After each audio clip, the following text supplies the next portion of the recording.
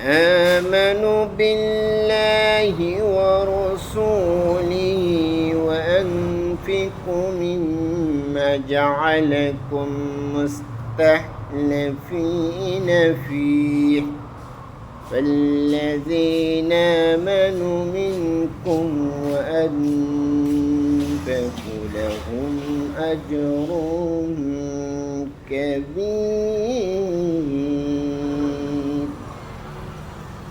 হে মানুষ, তোমরা আল্লাহ তাআলার উপর তার রাসূলের উপর ঈমান আনো,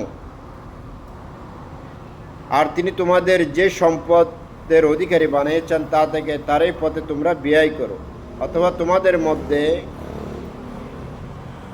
যারা ঈমান আনবে আল্লাহ তাআলা নির্ধারিত পথে অর্থ ব্যয় করবে, জেনে রাখো তাদের জন্য রয়েছে মহান রব্বুল আলামিনের পক্ষ থেকে মহান পুরস্কার।